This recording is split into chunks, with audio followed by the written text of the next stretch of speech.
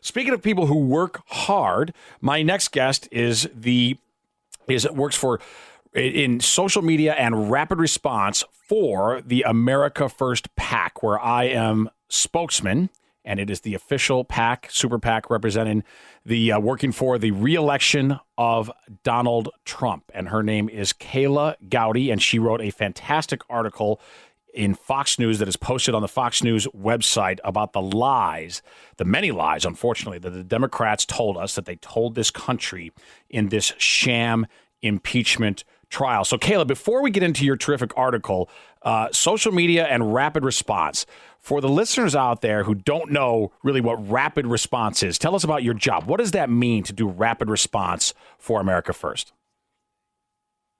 So we obviously have a very important message that we're trying to get out, and we're trying to show everyone just what President Trump has done to help make America great again. And after 2020, what he is going to do to keep America great. Mm-hmm. So the part of rapid response is keeping an eye on sort of everything that is going on. What are the Dems saying? What's the economy doing? What's going on in the House and the Senate? Or bills being passed that are good for the country, or are the Democrats obstructing again? So with rapid response, we're just constantly helping push out the information that is coming. And so all of our supporters can see what's happening, right, and see what the president is doing to make their life better. Right. And listen, I will be the first to say that the work you do and similar people in rapid response, it's incredible. I'm always amazed. You know, when you say rapid, you mean it. It's incredible how quickly you get solid information back out, you know, with stats, with links, with citations. And for somebody like me who's advocating in the media, particularly when I'm going into the lion's den, when I'm on CNN or MSNBC, it's incredibly helpful to have that kind of information. So I know you work really hard and, you know, commend you on everything you do there. We like to put everything out with as many facts as we can because, you know, everyone in the media will push back and tell us it's not true. But I want to back everything up with facts and statistics, just like I did in my op-ed, just so everyone knows, like, this is what's actually happening. Right. And the lies that the media are telling you are absolutely dividing this country and designed to hurt our president. Right.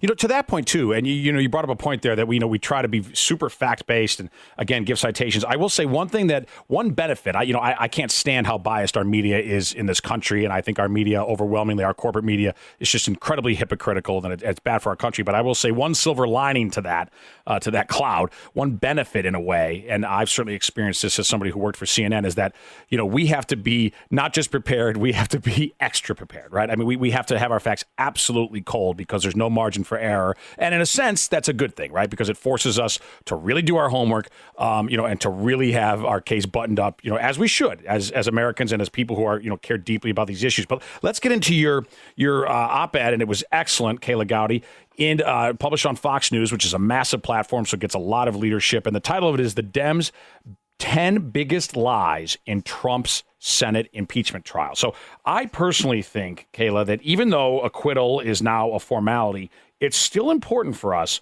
We don't want just acquittal, in my view. We want exoneration. And the way for us to get to exoneration, in part, is to expose the lies, the many lies that the Democrats told us during this whole inquest and particularly during the Senate trial. And so to that point, you give 10, but in the name of brevity, we're going to go over 4 of them. And the first one... How many more than 10 that I could have picked, but I wanted to narrow it down. We could have said 1,000. There are hundreds of lies about this, but I tried to find the top 10. Yes. My top 10 list. Yeah, so let's start with the. We're going to go through 4 of them that I think are critical. They're all important, but I think these are the most critical that you outlined. And the first lie is that the Democrats began the impeachment hearing, supposedly, out of concern for the country and the Constitution, right? That's what they projected to the country, that they began these impeachment proceedings out of concern for the country and the Constitution. That's lie number 1. Tell us why that's a lie, Kayla. Time again, Democrats have gone on the record. You're not even inferring. Democrats have gone on the record proving that their motivations for impeachment have been political. You can go all the way back into President Trump's inauguration. 18 minutes after the president was sworn in President Trump was sworn in, the Washington Post posted a piece online saying the plan to impeach Trump has begun. And it wasn't an opinion piece.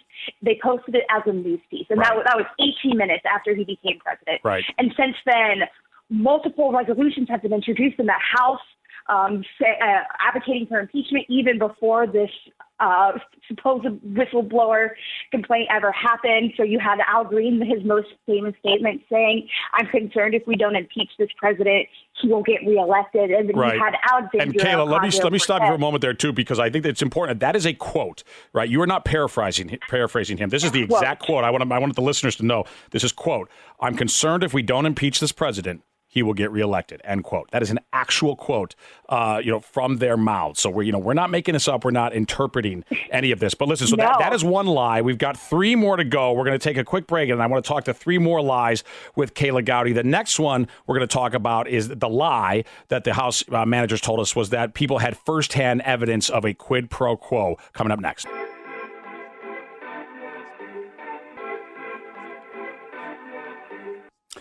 We're talking about the lies that the Democrats told during the Senate impeachment trial, because I think it's important for our country, important for our movement, important for the reelection of the president, that we don't rest just with acquittal, but that we have to really make the case for full exoneration. And part of that, unfortunately, is unmasking and unveiling the lies that were told by the Democrats. And helping me do that is Kayla Gowdy, and she is my colleague at America First PAC, the official super PAC advocating for the reelection of the president. So, Kayla, the next lie that we teased before the break was that that they told us, that the Dems told us, was that there was firsthand evidence of a quid pro quo. Why is that a lie?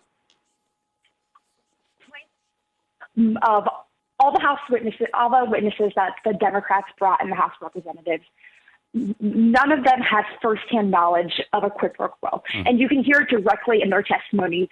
I made a bingo card for it once. Like, how many different synonyms for the word like presume, or I assumed, or I thought, right, or it was I felt like this was the case, but none of them were able to pinpoint saying, President Trump told me I want X and I will give Y. Right. In fact, the only direct quote that we had from a witness was Gordon Sondland. And his direct quote from the president was President Trump told him, quote, "I want nothing. I want no quid pro quo." Right. President Trump was just doing this. He was just talking to another president, trying to root out corruption in a country where we give them millions and millions of dollars. And we just wanted to make sure that our money was being spent fairly. Right. So the only person who actually had a conversation with the president about the aid. Right. He provided exculpatory evidence, not incriminating. Yeah. Yes. Now, listen, let's get just in the name of time. I know we could go on and on. The name of time. Let's get to the next slide. I could. Yes. The next slide. That President Trump said during a phone call to President Zelensky that he asked for a personal favor. Why is that a lie?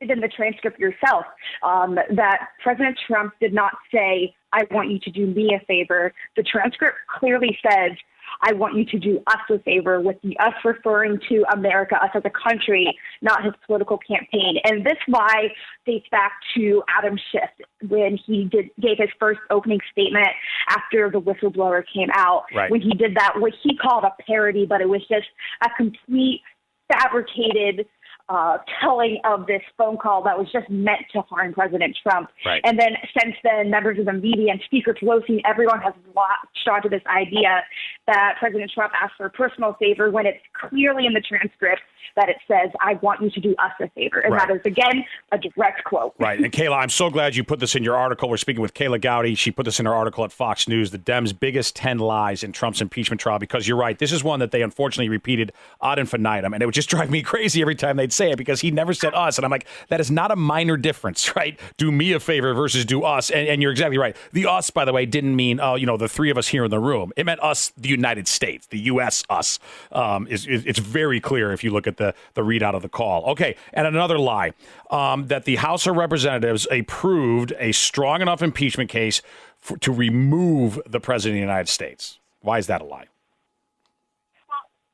After the articles of impeachment were handed over to the Senate, Democrats began demanding new evidence for more witnesses to be brought forward. And that is entirely unprecedented. Senator McConnell sort of created these rules. He modeled them after the Clinton impeachment trial. And in the Senate, there were no new witnesses all the information came from what had happened in the House of Representatives. But the Democrats, realizing that their case was weak and without evidence, just started crying that in order for there to be a fair trial, there needed to be more witnesses in the Senate, just trying to drag on this trial and try to drag down President Trump. But if their case was strong enough, as they said, then they wouldn't need that.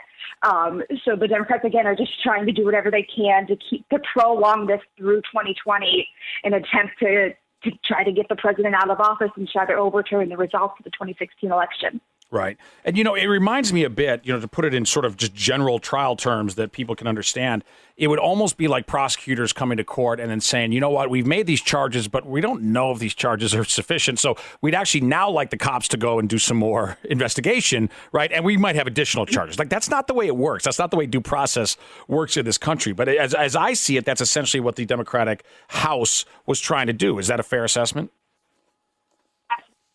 It's the House's job to investigate, and then it is the Senate's job to try the case. You don't continue investigating after a trial starts. That's not how our justice system works. And going off the point you just said, Democrats have been coming out all weekend saying that, well, if we acquit him, it's not really an acquittal because it wasn't a fair trial. Right. And that just shows how the Democrats absolutely do not understand how our justice system works.